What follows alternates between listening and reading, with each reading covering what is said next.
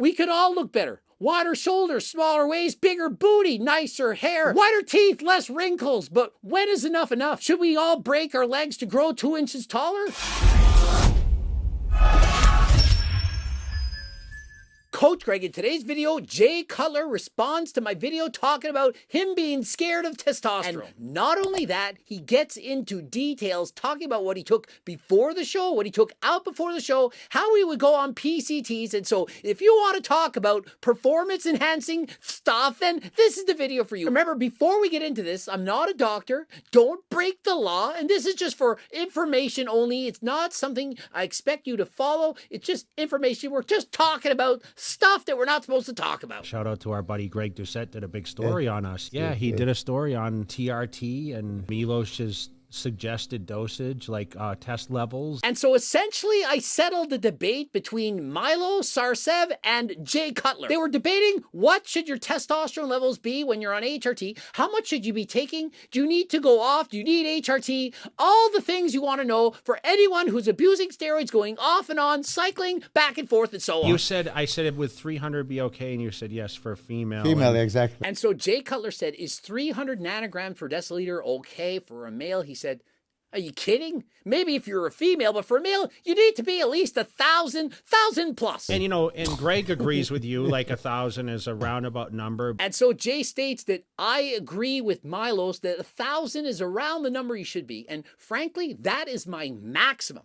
Not where you should be, but the most you should be. So big difference. Why am I doing this? Am I constructing an orchestra? What is my hand doing right now? And so I want to make it clear that if your testosterone levels are below 1,000, that's not somehow bad. That it's not normal to be 1,000. In fact, 1,000 is a very, very high level of testosterone. Very rare for someone to have 1,000 nanograms per deciliter unless they're on performance enhancing drugs. And for my own blood work, I'm usually around 800. And so 1,000 is even higher than I've been. And so I got my blood work done today. And so I'm going to be sure to share that in a future video. Perhaps it's a little bit lower, a bit higher. I don't know. Depends on the time you take it and so on. And so Jay says that Milo says 300 is okay for a female, and he says exactly. Now remember, they're being sarcastic. He's joking. 300 is far too high for a female. Perhaps if you're a female bodybuilder on performance enhancing drugs, then you can handle 300. But if you're at 300, you're certainly going to get virilization that's turning you into a man. And so the women out there, if you're over 100, that is very, very high. And so please be careful.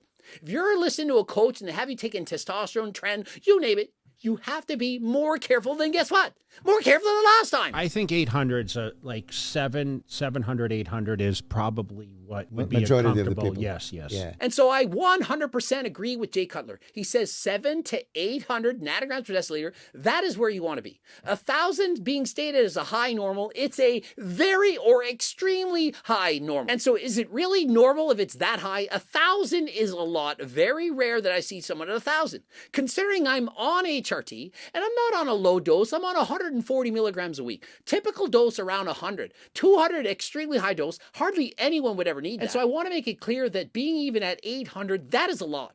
If you're at 500 or 600, that doesn't mean it's bad, doesn't mean it's low. And so please speak to your doctor. You know, what do you think mine's at right today? Yeah, last time you were 2,800, but then you said it was I not. was not 2,800. Will you please tell him? And so they keep joking that Jay Cutler was at 2,800, but it was actually 2,080. But remember, Jay Cutler was taking 200 milligrams of test a week. He was trying to get in the shape of his life at the age of 50 to do guest posing at 232 pounds of shredded muscle. That is amazing. And remember, that was at 2,080 nanograms per deciliter. That's double what considered to be high normal. And so perhaps Jay would only need 100 milligrams a week. And Milo says he never drops below 1,000. And why would he? If you've been abusing testosterone for the majority of your life, do you know how bad it would feel to go down to even 800? When you're used to being at 2,000, 3,000, 4,000, 5,000, and suddenly drop it to a normal level like 700 or 800, as Jay Cutler expresses, that would feel horrendously bad.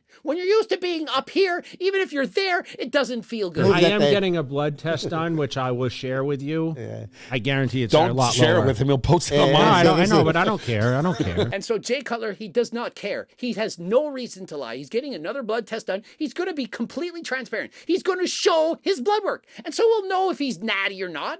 We know he's not natural. We know he's on HRT. But he's being openly transparent. He actually shows his his blood work. And so if he completely went off all performance enhancing drugs, if he was not on HRT whatsoever, I'm sure his testosterone would crash. He stated in the past that he felt okay. There was no major difference, that he was just as fine as before. But perhaps he hadn't done it long enough.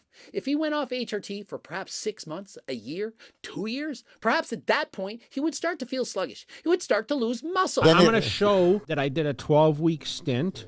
Okay, I really only did cc a week, honestly, half and half. And so he only did 1 cc a week of pharmaceutical grade testosterone. For example, Doucette, which is what I take, did a half a cc twice a week to have more stable blood levels. If you take the entire cc, 200 milligrams all at once, going to get a slightly higher spike and a slightly bigger crash. And so by doing it twice weekly, he has more stable blood levels, makes him feel better. And so that is what I'd recommend. Myself personally do 100 milligrams every 5 days. By about the 5th day, I feel a little bit more sluggish, but it's not that bad. Jay said, okay, he feel completely normal, on, off.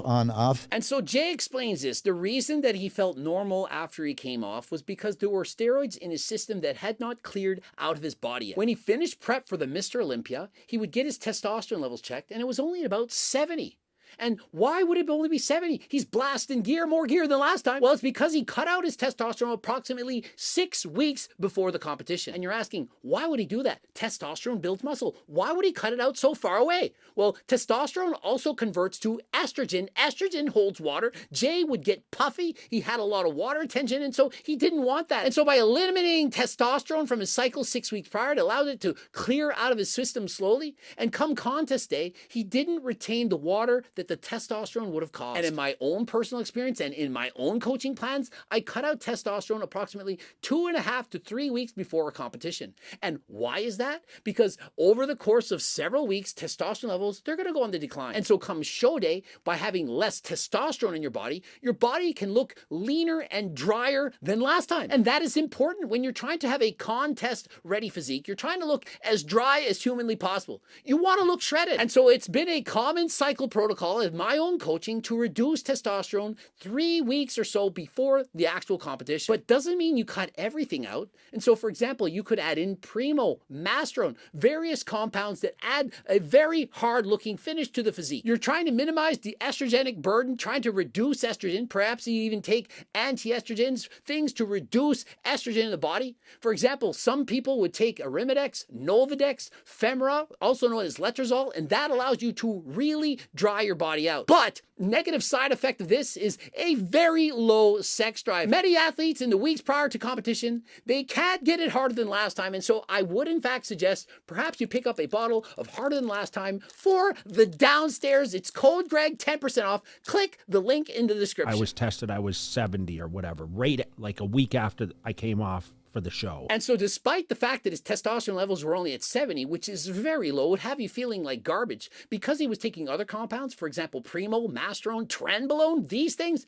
they were still in your system. And so just because you're not currently taking anything, that your cycle has ended, doesn't mean you're not still getting the benefits of that said cycle. And so just think of it. A month after you did your last shot of Tren, Masterone, and Primo, for example, do you really think that you're not still benefiting from those esters? Remember, if something has a half-life of, for example, 5 days, and you inject 1,000 milligrams, 5 days later, you still have 500 milligrams. 10 days, 250. 15 days, 125. 20 days later, you still got 62. Goes down to 32, 16, 8, 4, 2, and then finally 1 to 9. But that takes time. And so you have various esters clearing out at various different rates. And depending on where you did the shot, for example, your shoulders, your glutes, how much body fat you have, how much cardio you're doing, and genetic differences, these products can last in your system for months. And so you might think, oh, I've been off everything for 6 weeks and I still feel amazing. Yeah, but is the products out of your system? And so technically, just because you stopped doing a cycle 6 weeks ago, doesn't mean you're not still on cycle. And so when people say I'm 12 weeks on cycle, 12 weeks off, does it really mean you're not getting those benefits in the next 12 weeks? Of course not. You're most likely still feeling great benefits until perhaps the 6-week mark. And then after that, you're slowly starting to feel worse. Remember, I didn't use testosterone the last weeks. How long? 7 days? No, weeks, like 6-8 weeks. And so it's interesting to me that Jay Cutler, a 4-time Mr. Olympia champion, he had no idea why he was doing this. The coaches changed plans from year to year. Or we're cutting tests out. Are we cutting out a week out, 3 weeks out, 6 weeks out? It depends. No one knows exactly what they're doing. Remember, this is an experiment. Bodybuilding is not science. Bodybuilding is bro science. Depending on the coach and their beliefs, one coach might say, use test right up to the show. Another might say, don't do it ever. When we cycled off for 12 weeks, 20 weeks, of course there's still going to be stuff in our system, right? And so when Jay says he's off for 12 weeks, maybe even up to 20 weeks, it just means he's not taking anything. Doesn't mean there isn't anything still working. For example, you could do test decanoate, which has a half-life approximately 2 weeks, and that is going to be in your system for months. Or even worse, test undecanoate. You could literally inject thousands of milligrams of this, go into a prison for a year, and still feel its benefits over 6 months after being in prison. And so you're thinking, oh, this guy went to jail, I've never had access to anything. How do you know he didn't do an entire vial of test on decanoate before he went into prison? He could have done that. It's slowly going to get into his system. And a month or two later, you're going to be thinking, wow, what happened to this guy? He exploded while he was behind bars. And considering that following a show, you're eating far more calories, you're not doing all this cardio. For example, Jay Cutler did 90 minutes of cardio a day in preparation for his year 50 guest posing exhibition. 90 minutes a day. That's more than Coach Greg. That's a lot. And so while being in a calorie deficit and taking 200 milligrams of test a week, he was doing all that cardio, perhaps limiting his muscle growth potential. An hour and a half times 7, that's 10 and a half hours of cardio a week. That is a lot.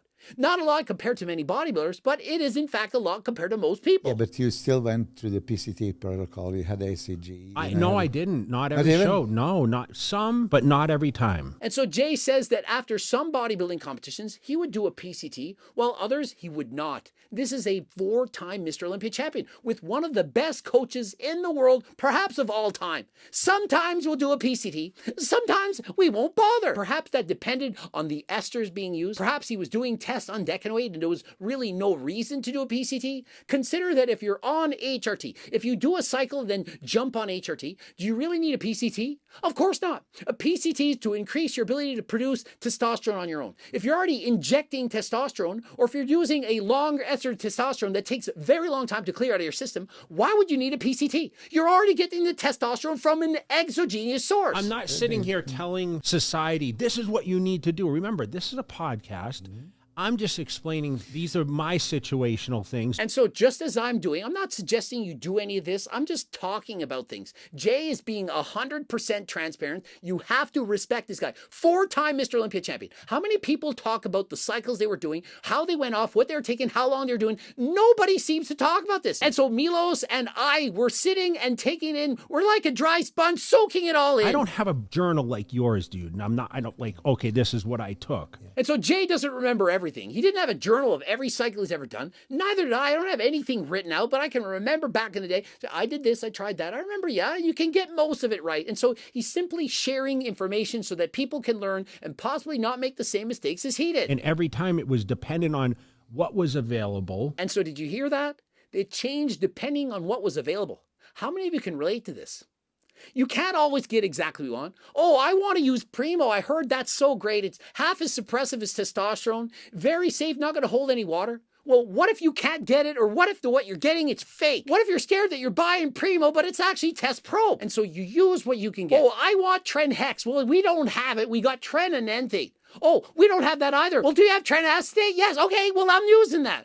Oh, I want to use a PCT. I want HCG and Nova. Well, guess what? We don't have any HCG. We don't have any Nova. But we got Clomid. What do you want to do? We have peptides. And so perhaps he did what he did based on what was readily available. Remember, in some countries, especially without the advice and consent of a doctor, it's not even legal to use performance-enhancing drugs. In Canada, we're allowed to use these things. It's not illegal to use steroids. In other countries, it is. And so depending on what country you're in, please ensure that you're not breaking any laws. I would hate to see somebody watch a podcast or a Coach Greg video and attempt to try these things to only discover that it's not legal in your country. Remember, these videos are seen around the world. Every country is different, and please respect your own country's laws. Always listen to your doctor. Any piece of information you give me, like I'm inhaling it. I love it. And so I'm absorbing it like a dry sponge. He's inhaling it. I'm not sure which is better. Perhaps he's sniffing creatine. Whatever you can do to get it in your body, let's do it. I'm surprised that you didn't do PCT every time. I mean, I would consider that's mandatory. And so I 100% agree with Milos. If you are doing a cycle and stop, you should be doing a PCT. If you're not doing a PCT, it's going to take you longer than last time to get your natural production of testosterone back. You're going to lose more muscle, feel like garbage. And so why would you skip out on it? Unless you're going on HRT. If you're on HRT, absolutely no reason to do a BCT. And so please remember that. And also, if you're on long-acting testosterone, the testosterone is going to stay in your system for weeks and or months. So it does depend on what you're taking. You can't just copy someone else's PCT. If somebody's doing test prop and you're doing testanente, it's going to clear out faster or slower depending on the ester you're using. And so that will in fact change the PCT that you should be on. I mean, this is what I did every time. I'm surprised you were with Chris, that he didn't, and you were young.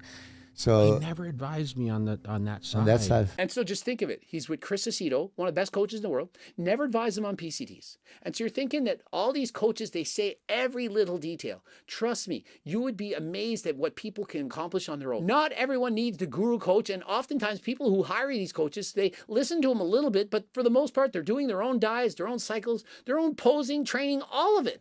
Dennis James said the same thing. Like, I'm like Jay. He didn't see the much difference on and off. And so Dennis James is just like Jay. He said, I don't feel that big of a difference when I'm on cycle or off, but could it be because once they go off cycle, the products they're taking during their contest prep were still in their system and they're eating more food. More food, you feel better, more energy, you look better. And so you might actually feel better while off cycle than you did while you were on cycle. But Milos brings up a point. He didn't feel like he was missing out, but once he reintroduced HRT, perhaps months later, he could then say, wow, I didn't know how good I could feel. You perhaps thought you were feeling just as good, but how good do you think a bodybuilder feels a month out from competition? Feels like garbage. And so anything is better than that. And so if I had crushed testosterone levels and was not on a diet, I would certainly think that I would feel better than if I was at 4% body fat, hardly eating anything, with test levels through the roof. But then once I start putting it back in, then I realized, oh shit, I do feel different. I do feel stronger and everything. And so after being off for 3 years and Milos then added back in testosterone for HRT, he felt, wow, what a difference. He didn't think he was missing out. He felt like it's normal, but he didn't know what normal felt like until he got back on HRT. I do feel better at 232 than I did at 245. Like, meaning I feel more energetic, but at the same time, like if you said, well, how do you feel in the gym? Are you stronger? No. And so Jay having his testosterone levels at 2,080 and dieting from 245 to about 232, he says, I didn't feel any stronger in the gym. I never felt I had more energy. Didn't feel a lot better on HRT versus not on HRT. But remember, he was doing 90 minutes of cardio a day. He perhaps had a little bit more energy while at 232. Was that because he weighed less? Or was that because he was doing more cardio? Or perhaps in secret, he was using GO2 max. Imagine doing 90 minutes of cardio a day without the main ingredient NMN or without using GO2 max. Of course, it would make you have so much more energy. The difference night and day, backed by science. And so whether you're a couch potato or an endurance athlete, perhaps a runner, this product is my #1 seller, the #1 supplement I'd recommend for everyone. Interested in GO2 Max, code Greg, 10% off. You know, I did splurge a little bit and start eating like some sweets and stuff last week, and it was hard to stop, to be honest. And so after dieting down to 232, getting shredded, doing 90 minutes of cardio a day, Jay says, you know, my appetite's up. I started eating a little bit of sweets and a little bit of junk, and it's hard to stop. Of course it is. The body wants you to be in homeostasis, somewhere in a healthy body fat percentage for you. For Jay Cutler, it's perhaps between 10 and 15% body fat. When he cuts below 10% body fat, the lower it gets, 9, 8, 7, 6, 5, 4. He starts to get hungrier and hungrier. That is the body saying, you need to eat. It senses that you're starving. And so it increases cravings. More ghrelin, more hunger, eat more sugary foods, and all of a sudden you can't stop. Perhaps you end up binge eating. That is very common. This will happen until the body rebounds, gains the weight, and perhaps once you get to 15% body fat, you can then stop it. But sometimes the body doesn't want you to stop. It senses that you had just gone through a period of starvation, perhaps 3 or 4 months. And so it continues to send more ghrelin. You need to eat. What happens if this person runs into this famine again? Remember, it doesn't know you're doing a bodybuilding contest. Your body has evolved to be like this. And so it thinks, wow, there's no food. Perhaps it's because it's winter. We're going to make your body hungrier. You're going to eat more food, increase your body fat to 20 or maybe even 30%. And that way, if this person ever tries to starve himself again, we're going to make sure that he has plenty of body fat to survive. And so you're thinking, poor me, my metabolism sucks. Or is your body effective at keeping you alive? All that extra fat you might not like is not aesthetic, but it's keeping you alive. It's preventing you from dying. People would starve themselves. If you had more body fat, you're going to survive. And so in the grand scheme of things, your body doesn't care if you look aesthetic. It cares if you survive, if you don't die. But I want to stay on this path now, and I want to continue. And so my advice is to remain within that delicate balance, your homeostasis of where your body fat wants to be. Perhaps it's between 10 and 15% body fat. Maybe it's between 15 and 20. Depends on the person. If you get too lean, your body is going to revolt against you, make you hungry, starving, lower your testosterone levels, make you irritable, not able to sleep. And so it's a warning.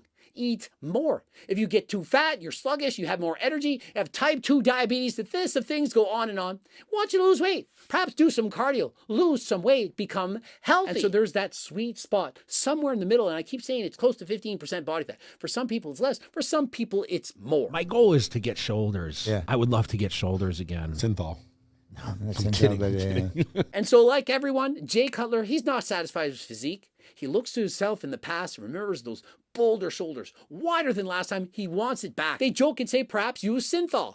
Doesn't want to do that. But remember, he's 50. How much muscle can he put on his shoulders? We don't want him to start abusing insulin, growth hormone, taking steroids just to get those shoulders back. He should compare himself to himself right now and say, is this not good enough? I am a healthy, happy human being. I've won 4 Mr. Olympia titles. What more do I have to prove? We could all look better. Wider shoulders, smaller waist, bigger booty, nicer hair, whiter teeth, less wrinkles. But when is enough enough? Should we all break our legs to grow 2 inches taller? And so the point is to love yourself no matter what, and to make sure that you love yourself enough to keep yourself healthy. And being healthy does not mean looking perfect. Of course, it doesn't mean gaining 100 pounds and being overweight. It also doesn't mean being shredded. It's somewhere in the middle, and that is the hardest thing for people to understand.